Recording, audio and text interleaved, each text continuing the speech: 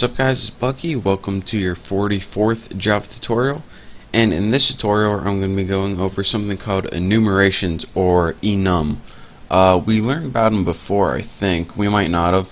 If we didn't, no big deal. We're about to learn it today. But the first thing that we're going to do, well, let me tell you what enumerations are. They're pretty much kind of like classes, but you're going to use them to declare constants, at least in this tutorial we are. So let's go ahead, and anytime you want to do this, instead of public class tuna, you put public enum, E-N-U-M, and now you can use this in a specific way. So like I said, the first thing we're going to want to do is declare a bunch of constants of the enum type. So let's go ahead and make some constants, or these are pretty much going to be like variables that never change. So I'm going to make like 3 names, Bucky, and these are in essence objects. So let me give these a few parameters and then you'll see why later on. Bucky, let's give the first parameter a description word of the object, and I'm going to put nice, since I'm doing this tutorial, might as well say something good about myself. And then let's just go ahead and put a string about like how old they are or something. I'll make it interesting for the other 2 ones. Now, let's think of a next person. Let's think of, we'll do constants of my first girlfriends. So, my first one was Kelsey, and she was a cutie. It was 5th grade. She was pretty cute. And, let's see, when I went out with her, I was 10 years old. And now I'll put a comma, because we're not done with our entire enumeration list. And then the next girl I went out with was, well, it wasn't really a girlfriend, but we had a thing. It was Julia. She was a big mistake, and I was 12 years old when I went out with her. So now we're done. We got 3 constants. Let's go ahead and end this statement with a semicolon. Now, what we're going to do, since we just made objects, and again, each constant is an object, and it's going to have its own set of variables in this entire enumeration. So let's go ahead and give it 2 variables that we're going to use later. Private final, since we don't want them to change, string, since that's what we just made, since we're in quotation marks, and we'll put DSC for description, and we'll copy this entire thing, copy, paste, and we have description right here, and what's a good name for this? Year or something. Year. So now we have 3 objects, which are actually enumerations, we'll call them, or constants, and they each have a set of their own variables, 1 for description, 1 for year. So now what can we do? What do we usually want to do when we create these? Well, the first thing that we're going to want to do is create an enumeration constructor.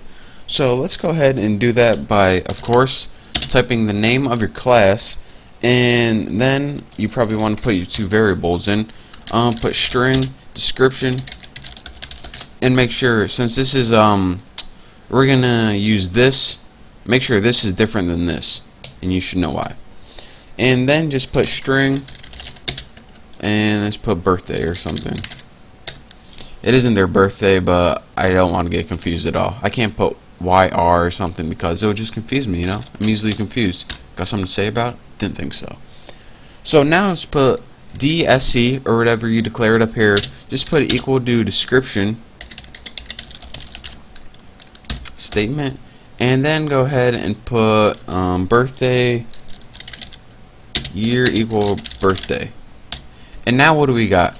Anytime, here's what's going to happen with Bucky. It's going to say, alright, with the object Bucky, give it 2 variables, a description and a year.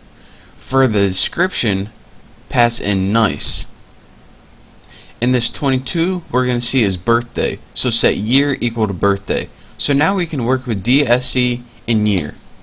Good enough? But now that we have a constructor, we just pretty much set these variables equal to where they need to be. We have no way of getting the variables yet, so let's go ahead and create 2 methods that we can get the variables. So public string, since it's going to return a string, and put get description, or get des if you're lazy, which I am, so hey, it works out. And then in this one we want to return the DESC. that's just going to return a string of the description. Easy enough. And guess what we're going to do in this method? Public string get, I'll put get year. Seems like a good name. And this one is just going to return year. The only problem with this, it's a little too easy. So now this is all we need to do with enumerations. Again, enumerations are constants that are also objects, pretty much.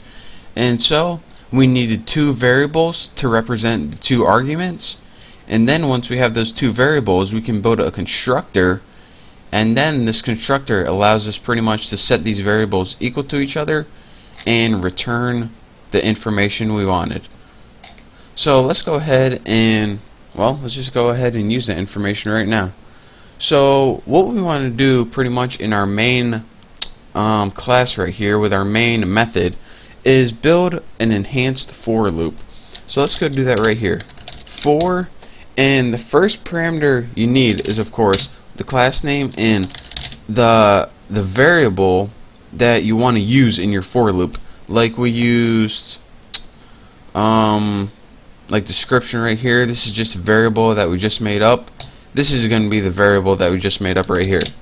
And that's the first, like, it's pretty much what you want to call your objects when you loop through them. The next argument is you need an array that you need to loop through. And let me tell you a little bit about this because this might be kind of confusing.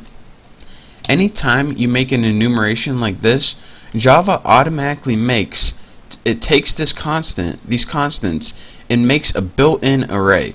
And the array is called whatever your enumeration is called, and since I named mine tuna, it's called tuna. And when you write values like that, this is a built-in array of the constants right here. So if we're saying, alright, I need an array, bam, you got an array right there. And again, you can't change this keyword values. This values is called a static method, and again, this is how you get a built-in array. So this is going to loop through each of the constants. First it's going to loop through Bucky, then Kelsey, then Julia, and it's going to assign them to people. Well, you'll see what it does. So now we just need to make a print statement. So let's go ahead and put system. And why do we need to make a print statement? So we can actually see what's going on. System out printf. And let's just go ahead and make our two arguments. The format is going to be %s, and let's put a tab, add some spacing, %s, add a tab, %s, and a new line. So it's going to write our name, our description, our age, and then it's going to go to the next person. So now we need our arguments. The first thing we want is people, because that's what the object is pretty much. So in the first one, it is just going to loop through our name, which is this, Bucky. In our next argument, what we need is to take that people object and use the method get, wait, what did I name that method? People.get description. And what that is going to do is it's going to return a let me find my screen recorder, see how much time I'm at. I got minute 30. What it's going to do is return a string of our description, and this last one, people.get year. And what this is going to do is, first of all, I need to get, it messed it up for me. People.get year. And what this is going to do is return a string of the year. So let's go ahead and make sure I have a semicolon at the end of that. And 1 second. And make sure I have this. And let's go ahead and run it. So run this. Okay. And look at my results. I got the object, the description, and the year. Object, description, year. Object, description, year. So what it did, again, see if I can get it, was it looped through the entire array of people, and for the first argument it gave us the object name, the description name, and the year, whatever year I assigned to them.